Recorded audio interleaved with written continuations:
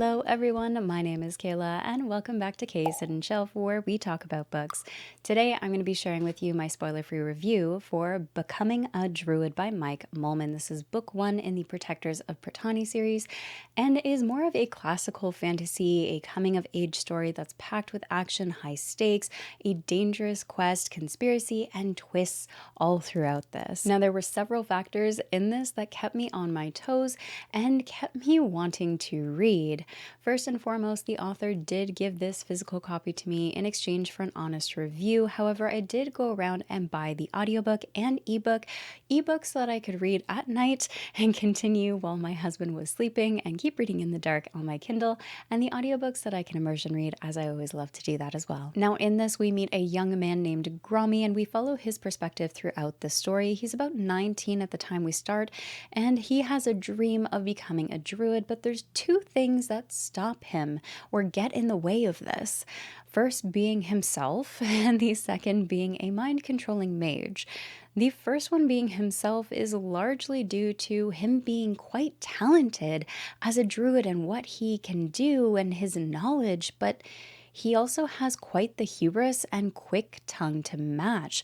For this reason, he often rubs people the wrong way when first meeting or just continuing to know them, and for that reason he's lost 2 mentors. They no longer want to teach him. He just has quite the attitude about him, and at times I will admit I found him to be a little bit stupid, and that's more due to immaturity or naivety in my opinion, but he did have talent. He was talented. He just did not have the restraint or respect for others that would hopefully go along with that trait. That being said, I found that to be a very believable personality trait. I have met individuals like Grommy, and that probably did not help as I was not immune. I was yelling at Grommy often throughout the pages, more so in terms of frustration at times, but I was still cheering him on.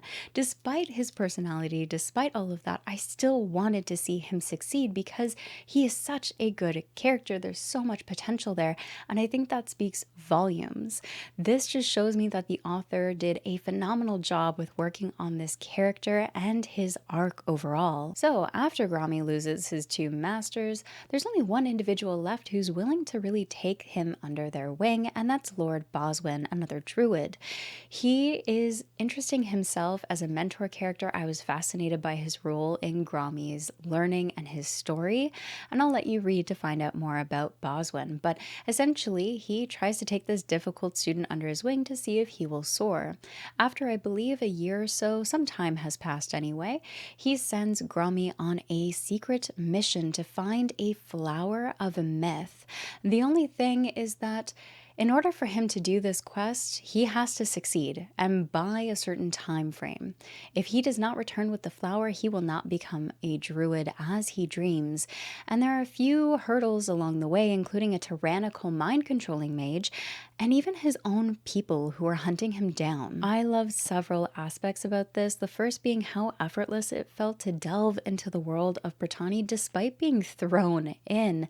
As Grommy is traveling throughout the world, we get to learn alongside him as he's never really left the current area he's in. And the world is rich, so if you love rich, detailed worlds, I think this will be a great read for you. Like I said earlier, it does have that classic fantasy feel.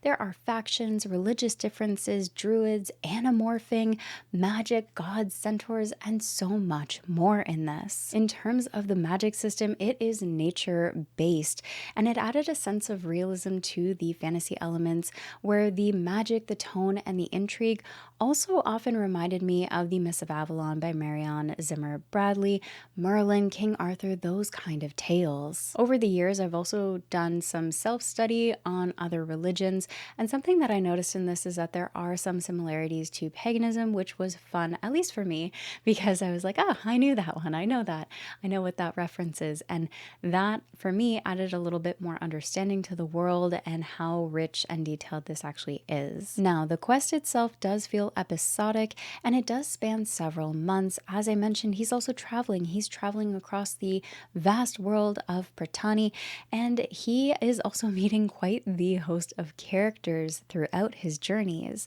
So there are quite a few characters you are going to meet along the way and need to remember throughout the story, but I think that they all played their roles beautifully in this story and how Gromy's quest turns out in the end. Something I also appreciated with Mike's writing here is that the storytelling is efficient. I appreciated the small moments that he gives to help build further tension, relationships, and thicken the plot, because there was plenty of that. Most of the time, I didn't know what was going to happen, what was even really going on behind the scenes. There was so much mystery shrouding all of this, and I loved it. I had a hard time putting this down. All that to be said, I really enjoyed this. I think I gave this 4.5 out of 5 stars.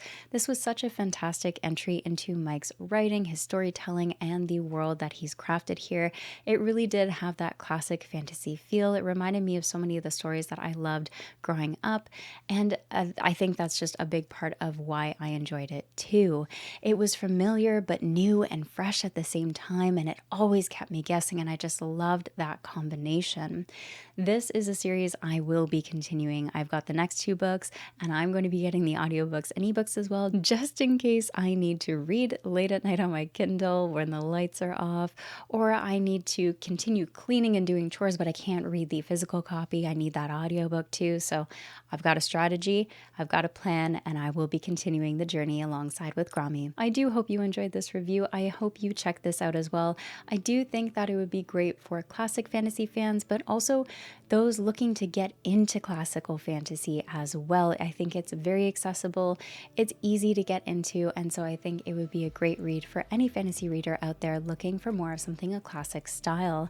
What do you think? Is this something that you're going to pick up? Does it interest you? Or have you read it already? What were your thoughts? Leave your comments down below. I always love hearing from you. As always, thank you so much for watching, and take care of yourselves.